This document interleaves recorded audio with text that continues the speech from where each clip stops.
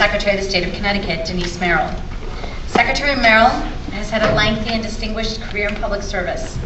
She first won election to the State General Assembly in 1994 and served as a representative from the 54th District for 17 years until her election as the Secretary of the State. As a legislator, she served on the Commerce and Banking, Education, Government Administration and Elections, and Appropriations Committees, and in 2009 was named the representative most respected by the other side of the aisle by her peers, and the most effective legislator in a poll conducted by Connecticut Magazine. Since her election as Secretary of the State, she has pursued election reform in Connecticut with complete resoluteness. She successfully gained passage of a ballot integrity bill, and she also sought a constitutional amendment for early voting and no-fault absentee voting. Additionally, she has developed two significant initiatives: the Civic Health Index Advisory Group and the Elections Performance Task Force. Working with Everyday Democracy and the National Conference on Citizenship, the Civic Health Group recently issued a comprehensive report, the 2011 Connecticut Civic Health Index, which included information on the social connectedness, civic engagement, political participation, and access to information and current events of the people of the Nutmeg State. The report included numerous suggestions for improving the civic infrastructure of the state as well. The Elections Performance Task Force, the Secretary's other major initiative, is working to ensure that elections in Connecticut are fair, accountable, efficient, cost-effective, and encourage broad-based voter participation. Formed in the summer of 2011, the task force has already reviewed a variety of issues, including new voting technologies, data-driven voter reforms, and there's a subcommittee of that task force specifically interested in the viability of online voter registration, among other issues. In other words, it has been a very busy and productive year for the new Secretary of the State. It is my great pleasure and honor to introduce the Secretary of the State of Connecticut, Denise Merrill.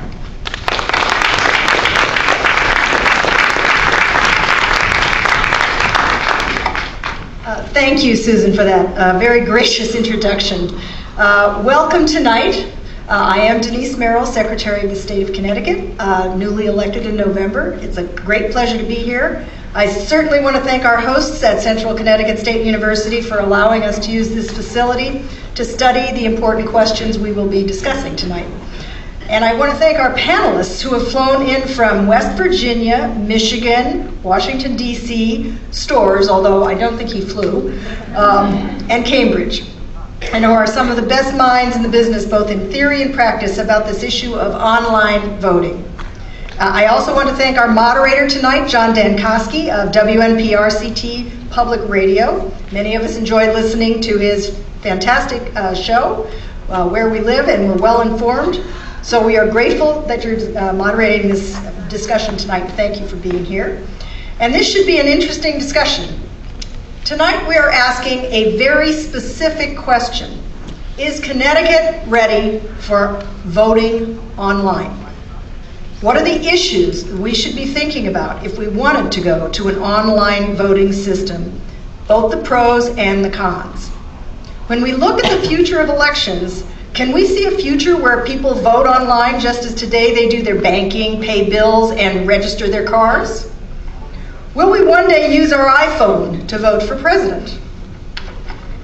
We're here tonight because this year the legislature asked our office to examine the feasibility of online voting. So I said to myself, rather than just study it, let's make it public. Let's have a debate. Let's inform the public as well as just the legislature.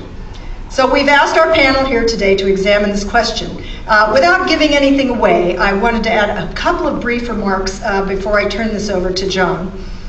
First of all, I think it's important to define what we mean when we talk about online voting.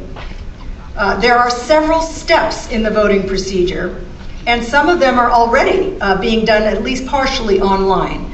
Tonight we are talking just about online voting, not, for example, the steps before voting. For example, we all register to vote. Right now in Connecticut, we can't register online, but we can download the form. And we would be able to take that online form, but we'd have to download it and take it to a local registrar or mail it in to register to vote. You can also vote at a DMV office, but again, it's still a paper-based system largely. There may be ways we could do online voter registration much more easily than perhaps online voting, but we're here tonight just to discuss that one phase. There may be ways we could, for example, send ballots to people online.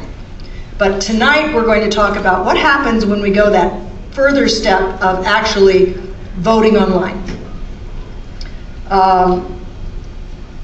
There are both opponents and supporters of this idea and complex issues of security and transmission involved. My goal as Secretary of the State is to ensure access for all voters to be able to participate fully in this most important function of our democracy. But it is also to ensure the utmost integrity and security of our electoral system. The question for us tonight is, where's the balance? With that, I'm going to turn things over to John Dankosky, and I'm eager to hear what each of you have to say on this important topic. Thank you.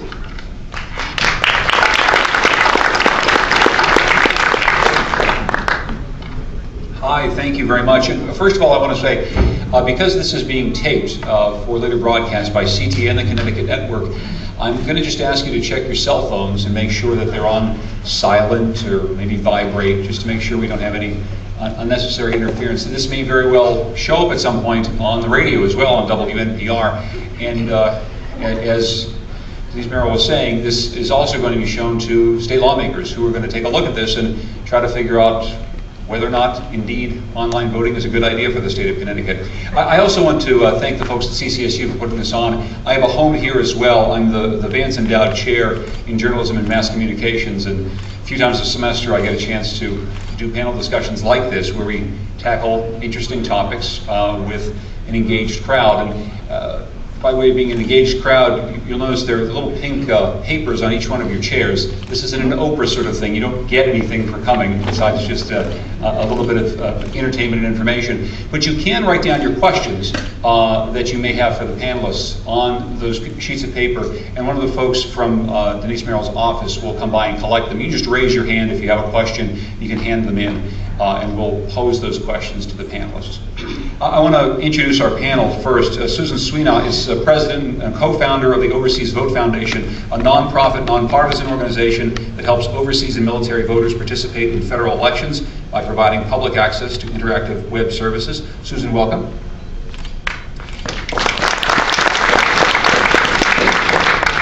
Natalie Tennant is West Virginia's Secretary of the State. In 2010, West Virginia piloted an online voting initiative for military members and overseas citizens for the primary election.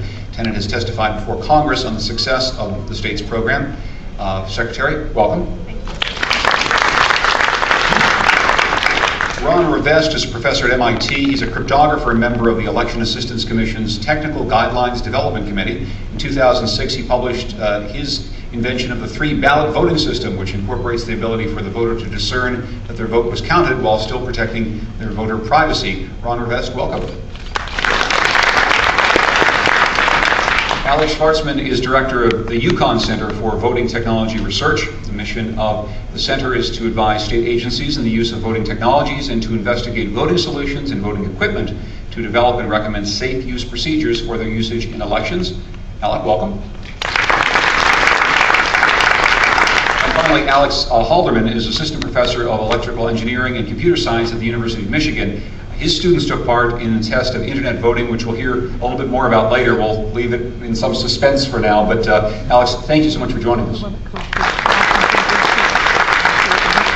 I want to start with Secretary Tennant. Because your state has piloted a program in internet voting, let's start there. How exactly did West Virginia come to have this pilot program? What's it done? How's it done? Thank you very much, and I appreciate Secretary Merrill the invitation to be here. It's an honor to get to speak in front of you to talk about what we did in West Virginia, because a lot of folks say, you did it in West Virginia. Well, yes, we certainly did, and you know, it was a process. We began this in the, I took office in January of 2009, and John, I set an environment where I want folks to say, what can we do? How can we do it better? How can we serve the people of West Virginia? And that's certainly an environment that we started right off the bat with, and had folks coming in and showing us about internet voting. We had county clerks come in too. And so that was the early part of 2009. Well, toward the end of 2009, we had been tracking federal legislation, and there's going to be a lot of acronyms used here. We were tracking federal legislation that prompted this. It's the MOVE Act, the Military and Overseas Voter Empowerment Act. So you're going to hear a lot of that tonight, the MOVE Act. We were tracking that. And West Virginia basically wanted the states to be able to deliver to our military members electronic form of their ballot, email or fax. And West Virginia had met about 95%, almost 99% of what needed to be done in the MOVE Act. And as we were tracking it, we had a county clerk who was interested in the online voting, and we realized that it was going to pass federally with new requirements in October of 2009. We knew we were having a special legislative session in 2009 of November. We asked our lawmakers to allow us to have this pilot project that would allow for online voting for our military members from the counties who chose to offer that at an option. And that was also a key to this. They could use the traditional email, fax, or traditional mail, or they could ask for their ballots and be able to vote online. And so we presented that to the legislature. It passed unanimously from both houses in November of 2009, and we quickly put it into place for the 2010 primary election, and it was quite successful. We've reported a couple reports. When you say quite successful, how do you measure how quite successful it is? Well, with the response that we have from the military members who voted and who used it, their responses, the surveys that we did from them, we have no known breaches of security, and we followed the legislation that was required. We had vendors that we used who were experts first in internet security and then became involved in elections, not elections folks who became involved in internet security, if that makes sense to you. They were first vendors who were CITL and Everyone Counts, we've reported back to the legislature that we feel very good about it. And the success of it is that I'm sitting here today, because part of what we wanted to accomplish too was then to become and be able to show a realistic, real world experience of online voting. So we'll probably get a little bit more into the technology that you used and some of these issues later on. I want to go to Susan Swinoff from the Overseas Vote Foundation. Why is this so important to your organization? Maybe you can explain what your organization does. Okay. Thank you. I guess I get the advantage of actually being an overseas voter, and our organization was set up, overseasvotefoundation.org, to tackle the issues that the barriers to voting, say, from overseas and within the military. So absentee balloting, for the most part, or all of it. And we tackled that through technology. I love technology. I love the internet. We went at it starting about 7 years ago and developed a whole suite of applications to address the overseas and military voting problem. And basically, the way it works, there's several steps. You have to register and request a ballot, which from overseas or within the military is actually easier than it is here, because it's one form and it's the same form across all states and territories. And we have online systems that are in place already from the government or from our organization, and some states have them, where a voter can go online, put in their data, it spits out a populated form, it gives them the address to send it to. You send that in, and 45 days before the election, now with the new law, the MOVE Act, an overseas or military voter should be able to receive their ballot online or by post, but it has to be sent at least 45 days before the election. So let's say you ask for it online, you then have your 6 weeks to return it. Also part of the MOVE Act, every single military installation must have free express mail ballot return through the Military Postal Service Agency. So that's in place, and it takes about an average of 5 days from the military, and then OVF, our organization, set something up with FedEx. But with 6 weeks, you might just drop your ballot in the mail. You don't have to send it that way, and then some states do allow ballot return by fax or email. But mostly it's done by post. So all those steps, I mean, there are several points where people can fall out. But there's a lot in place to support them now, and that's what we focus on. Now, that said, every ballot is sacred. In particular, I would say the ballots that are sent by the military, by our men and women in uniform, we want them counted. So even one ballot going astray or not coming back is a big issue. And there's some room for improvement. From what I know, and you can correct me if I'm wrong, Secretary Merrill, there are about 46,000 overseas and military voters in Connecticut. And in 2010, about 1,000 of them were sent ballots. That's because the other 45,000 didn't even request their ballots. They have to at least ask for them in some form or another, whether it's online or by telephone. And why aren't they asking for them? Well, indeed, that's the question. So with all respect, I do think internet voting is a very important issue. And there'll be a lot more said about it, but I do not think we can divorce it from the context of what we face in terms of participation. And maybe we're solving the wrong problem. So let's put that on our agenda to talk a little bit more about the idea of participation in the voting process. This is obviously what I think we all want to see is more people with the opportunity to participate. I want to go to Ron Rivest next from MIT. I've been reading a little bit of some of the work you've done, and maybe you can just give me an overview to start of how you've begun to think about this problem over the years of whether or not we could, as Secretary Merrill says, someday just vote on our iPhone. So what have been your thoughts about this? So I've been involved with voting for over a decade, mainly from a cryptographer's and security point of view, although I've been involved with the, as you said, the Standardization Committee with the EAC. And voting is a very interesting research area and practical experts because it involves so many considerations of security, usability, and accuracy and everything else. My own background is that of security, and the biggest concern I have about internet voting is that we don't know how to do it securely.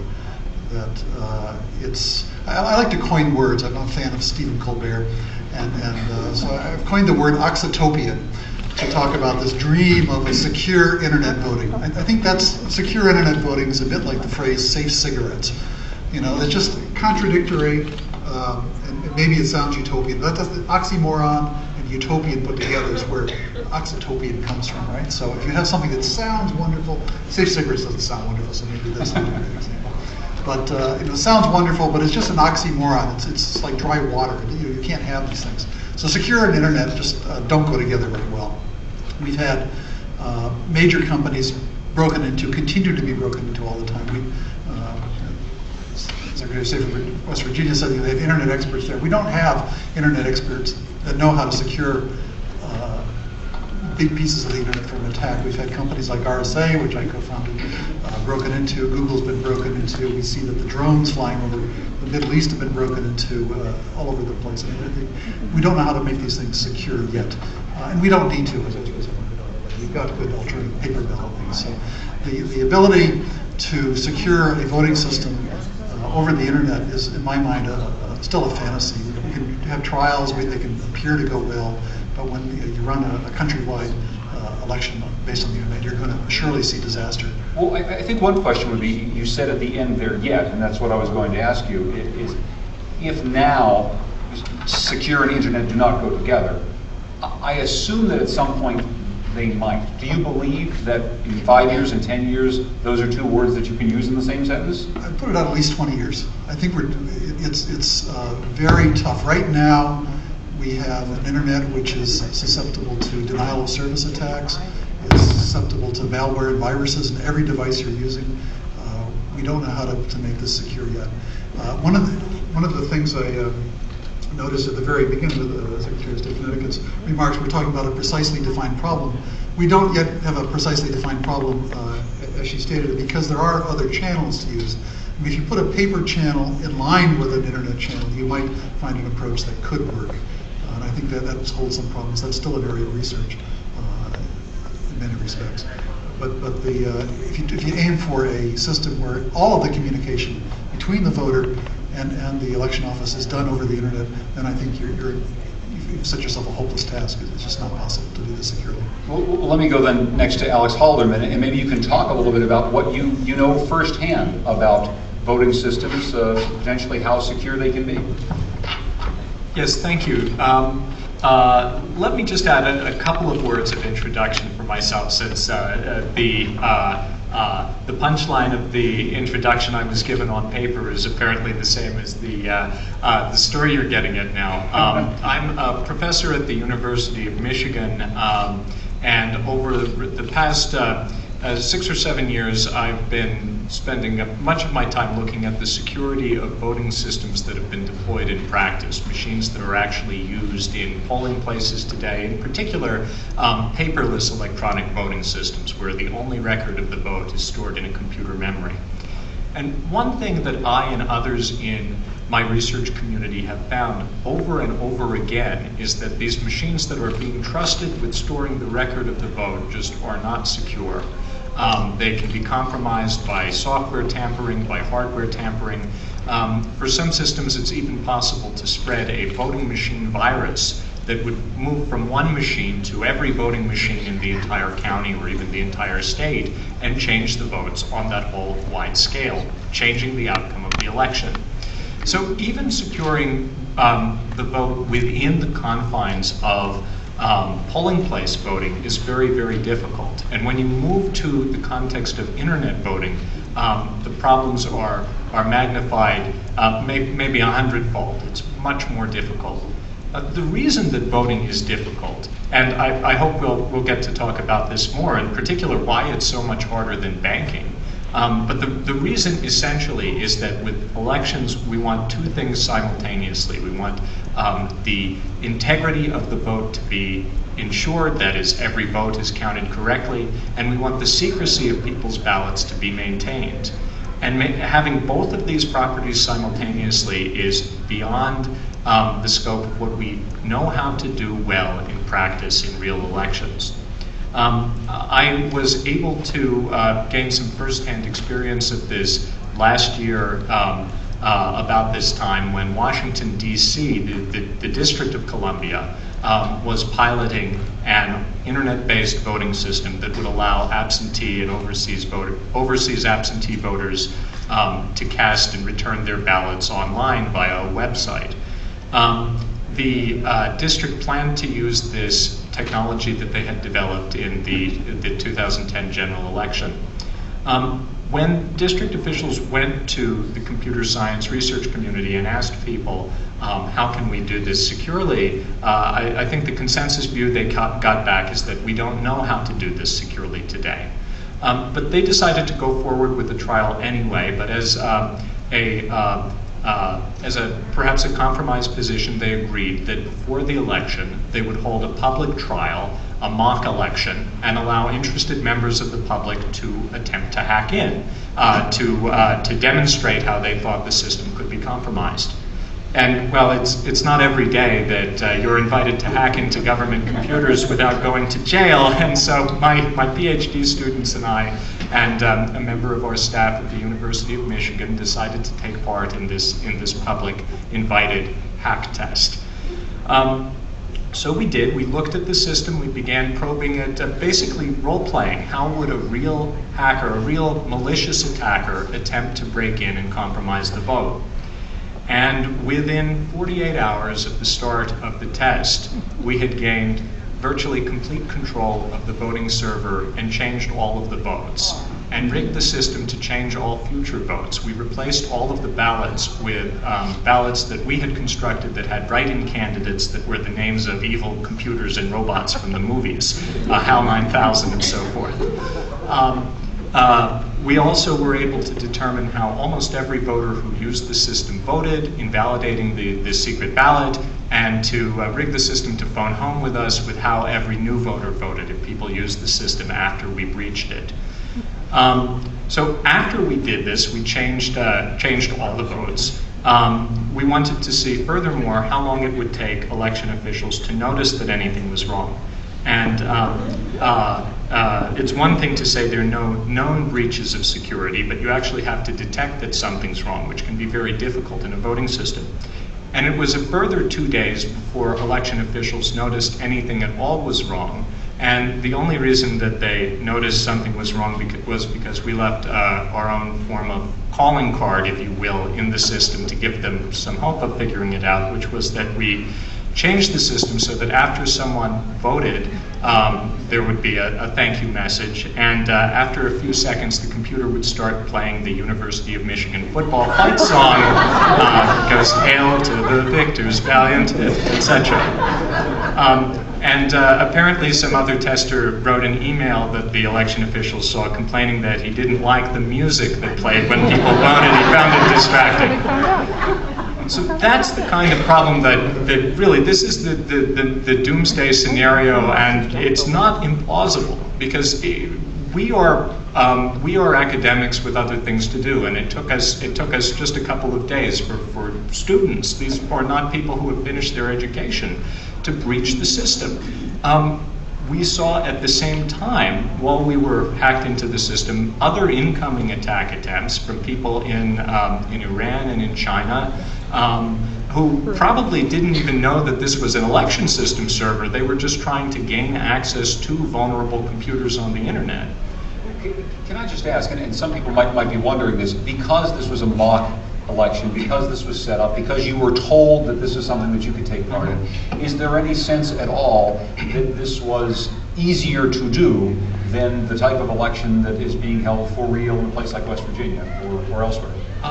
No, I don't think so, because this election, this technology might well have been used in the real election, which was scheduled to begin just a few days after the end of the test, had these problems not been pointed out. And I believe that my team was the only team that was seriously engaged in testing the system, actually spending a few days doing nothing else. But if you imagine a real election scenario where there are potentially many actual votes at stake, this is going to be a tremendously attractive target to malicious individuals of all types, political rivals, people who want to attack the system to change the outcome of the election, or even my real fear is foreign states that might want to disrupt the democratic process in the U.S. And as soon as you're plugging this system, the foundation of our democracy, into the internet, it's exposed not just to the people who want to compromise the election who are local, people next door. It's exposed to attackers anywhere in the world who might want to try to tamper with the outcome of the election. Well, and I want to get to Alex Schwarzman in just a moment, but I suppose, Secretary Tenet, as you listen to a doomsday scenario about online voting, what do you think? For our situation, we knew that we had a particular community that we were serving, and we knew that it was low risk because of the smaller community in which we were serving. And we went through the same security checks with the testing that was done, with the load balancing and flagging any type of email that might come back that was larger than anticipated, or having the encryption that we used, having the codes that we used, having the individual moniker that the user might have. We just went through all of those various security systems as we were testing, and felt secure that the servers from in different locations were secure. And you know, you take a look at, you know, you would ask the University of Michigan at the same time, because we had just finished our primary election and had a special election in August using some of these same counties, and then a general election. You know, it still is a felony to tamper with elections, and that is part of the security measures, because I would venture to say that that's probably why the University of Michigan, I don't know if they did or didn't, as Professor would say. Well, not to get into West Virginia's Oh, absolutely, we didn't try to get into West Virginia's. We don't commit crimes. Thank you, Secretary. That said, it does seem plausible that the system can be broken into. From listening to the professor's description, the scale, the size of the initiative doesn't necessarily seem to matter. You say you're dealing with a relatively small number of votes. From the standpoint of their ability to hack into a system like that. Because with that, they are going to more difficulty for. I'm not the technical person, so I certainly can't debate the technical aspect and how the IP addresses are sending from different areas. But that's that's certainly what we were doing is with not knowing where these were going out to, other than the county clerks or the vendor knowing where these ballots were going to, what direction would they be looking to attack us. I'm wondering, Alice Schwartzman, maybe you could bring the microphone over to you, and I'm wondering if you might comment now on a little bit of the conversation we've had so far, and because you're here at UConn, maybe you can bring this a little bit home to Connecticut and talk perhaps about some of the unique challenges a state like Connecticut might face with online voting.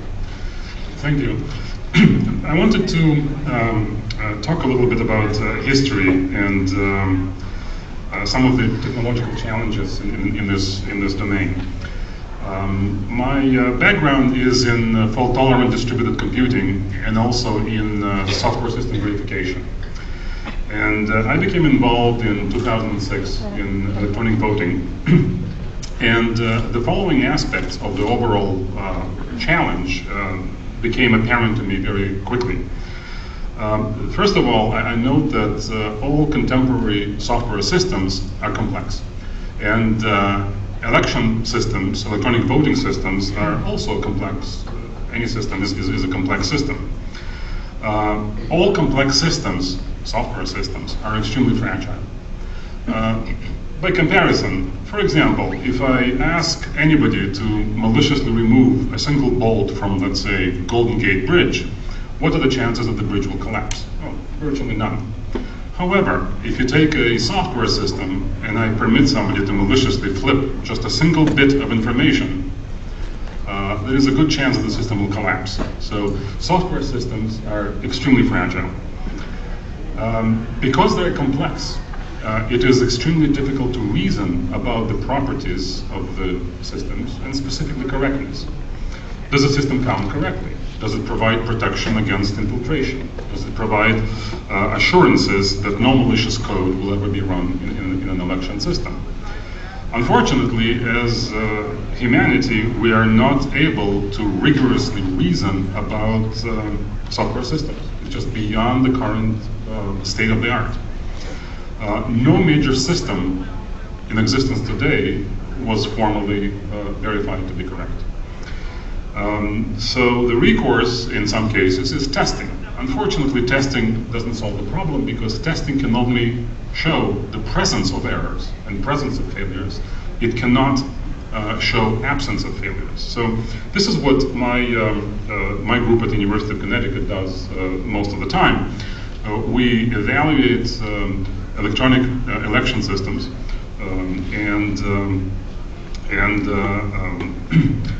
with 100% guarantee, I can tell you that all systems we have evaluated contain severe vulnerabilities that would enable these systems to be infiltrated and the outcome of the election to be corrupted. So it's sort of interesting that if my group was asked, for example, to verify correctness of an election system, we would not be able to do that because it is simply an impossible task. However, it's quite easy to show vulnerabilities and errors.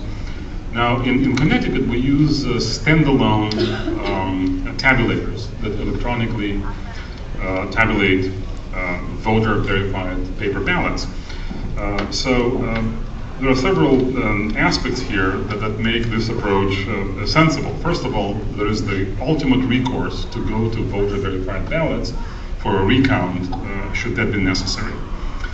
Second, there is a possibility, and there are procedures in the states to ensure physical chain of custody and physical security of these systems. With the, as Alex and Ron pointed out, with internet accessible systems, this physical security is simply absent. And you must acknowledge the fact that anybody in the world, 24 hours a day, can attempt and will attempt to touch these systems in a malicious way. Well, Yes. before you, Secretary, it looked like you had a question for Alex. Well, he's speaking on about many of the voting systems, and because we as secretaries work with so many different systems, you could ask the question to all of us then, are any voting systems secure? The answer is no. Ron, are any voting systems secure? So there's no perfectly secure systems. That doesn't mean you should accept sort of the bottom of the barrel when you're going through. And certainly not. But then you come to how are you measuring those? And that's really what I think this is. This is I understand where the secretary is coming from. This is a report that she's going to be presenting, so I think that we need to really look at all different aspects of the systems as well. And perhaps someone could speak a little bit. Maybe I can elaborate a little bit on my earlier answer. When you talk about security of voting systems, I like to think of voting systems as trying to accomplish at least three things. One is the vote should be cast the way the voter intended. The voter should be able to check that. The vote should be counted, then collected the way they were cast, and they should be counted the way they were collected. So if you break the process up into those three states, the first state is perhaps the most interesting one, is how the voter knows that he's casting a vote the way he's intending to. And as Alex said, if you're casting it on a piece of computer, and on a computer system, you don't know that the record that was made really corresponds to your intentions. That there's a real fundamental difficulty with casting your vote on any kind of computer, because you don't know that what's going on behind that screen corresponds to what you think you want, or what you wanted, right? Paper ballot, I mean, much as I love technology, I teach at the Massachusetts Institute of Technology. I love all kinds of technology. People are often surprised that I like low-tech solutions sometimes. And when you get to security, low-tech is often the sweet spot, right? And paper ballots really are the sweet spot for having voters know that the record that was created of their vote is the record that they want created of their vote, and that it represents their intentions. It's almost trivially easy to do that with paper ballot on any kind of computer system. That's enormously difficult. But who counts those as well? You got the counting question as well. So that's the first of three problems, is getting the record created properly, and then you've got to collect it properly, and you've got to verify those latter two you could use the internet for in ways to help validate the chain of custody and validate the counting. So those are places where the internet can play some helpful role. I'll see, before we get to the counting question, in Connecticut, as we discussed, we have a system where we fill out a paper ballot, and we slide it into a box as we're leaving, and we get the little sticker on us, and we vote it. But I don't know that once I put it in that box, that it is going where it's supposed to go, that it's being counted correctly. I have complete faith in the state of Connecticut and my local polling place that it is handling that ballot properly. And frankly, I have as much faith at this point in my life as I do in pressing the computers, because I don't know anything about the technology, and that's what we're here for. But you understand my point is I don't know any better that my vote's being cast correctly. So an optical scan system is a good system. You get the first part right. You know that the ballot you created is the ballot you intended, because you look at the ballot, I hope you do, and check that it really was marked properly. And then the next two steps, as you say, with today's technology, it's sort of a trust me kind of thing, or trust the election officials that they're doing the job right. And by and large, of course, they are. They're counting them properly, collecting them properly. But you can actually take that a step further and achieve further assurance that your ballot actually made it all the way to the end of the counting and was counted properly. There's an election happening next week, 2 weeks, in Tacoma Park, Maryland, using the Scantegrity system developed by David Chaum and others, which allows voters, after they've cast their paper ballot, to check online that their ballot made it all the way to the end and was counted properly.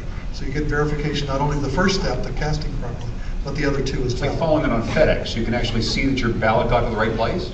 Yes, yes, so there's code numbers that allow you to check that your ballot made it there properly without your being able to sell your vote, which is the important thing here too. It's one of the things you need to protect the voter against coercion and bribery and so on too. And so you need to do this. Voting is tough technically because of the issue of voter privacy that Alex mentioned, and because you want to protect people from bribery, coercion, and other kinds of. And I understand from the Secretary's instructions, I don't think we want to get too much into current technology. We want to talk about the future of technology, but I will ask you, Susan, the way that people have to vote overseas right now requires, as you said, this very long, laborious chain of custody, different steps. When you hear some of what's been said already, you think, well, that may be difficult, may be a hardship, but at least the people who are going through that process know that the vote that they are casting is being cast correctly and safely. Yeah, the real killer to voter participation, sorry. The real killer to voter, is it on? It is, yes. A deterrent to participation is if a voter thinks their ballot's not counted. And for years and years, stories have gone around that your overseas ballot is not counted or when sent from overseas, and that's not true. They are counted, but they may not be counted on time. They may be counted after the election and then recorded, and voters don't find that motivating. So it's very important that we get the ballots in before the election so they can be counted. Well, and that's why it's paramount. Excuse me. Sorry, I'm Susan. not finished. I just wanted to say, I think, when you're moving from a paper system, we all know if you're moving to an internet voting system, you are introducing new risks. I don't think that it's okay, that those risks are okay, because they only risk a certain small number of ballots. Again, every ballot is sacred, and the overseas and military voters are used as guinea pigs in this whole process. We're the ones it's going to be tested on.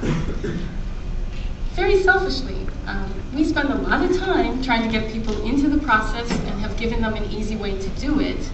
And we don't need that kind of help. Thank you very much that our ballots are the ones that are sacrificed in all this wonderful new stuff.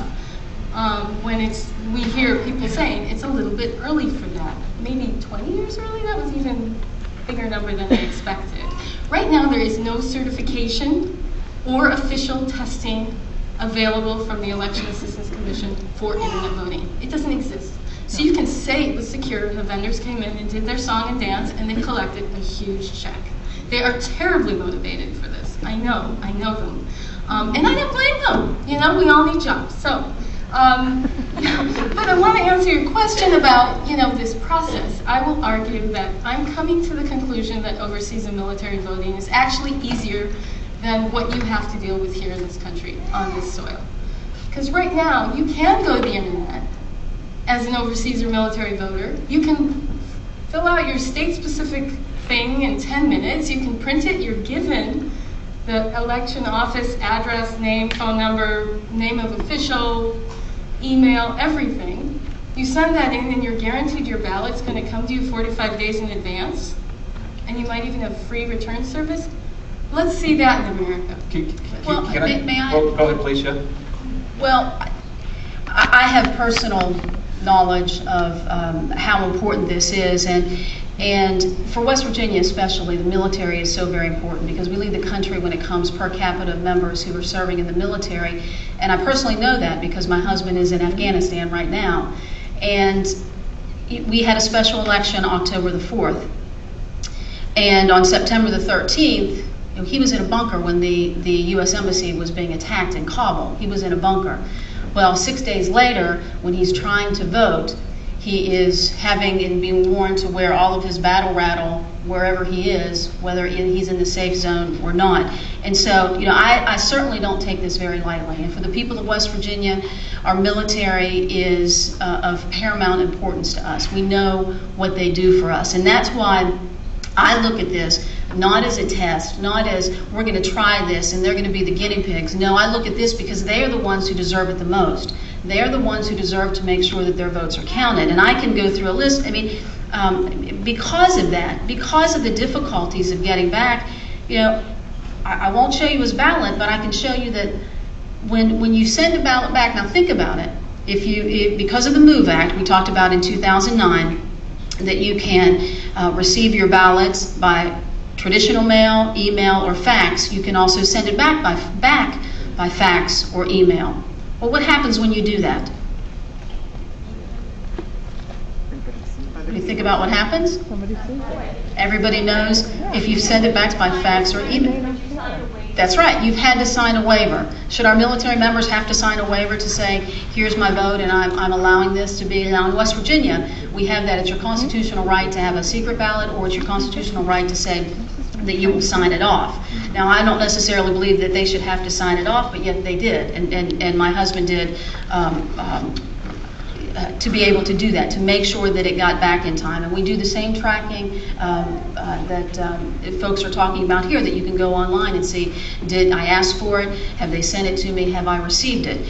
And so I see and I invite folks to go on to the West Virginia Secretary of State's webpage and look at our reports. When you look at the numbers that have come back, that the military members do indeed want to be able to vote electronically, whether they're going to receive that blank ballot delivery, whether they're going to send it back voted, or whether they're going to send it back fax or email. They certainly want that. We have a 71% online return rate with those folks who used it. Now that is higher than Susan will be able to attest to. And how many total votes? For the we had 165, I believe it was 165 for our general election. When we then expanded it out to 8 counties, from 5 to 8 counties. And were there? And this is a question from our audience. Were any ballots rejected for any reason? No. There were no ballots rejected. No. One thing I just wanted to follow up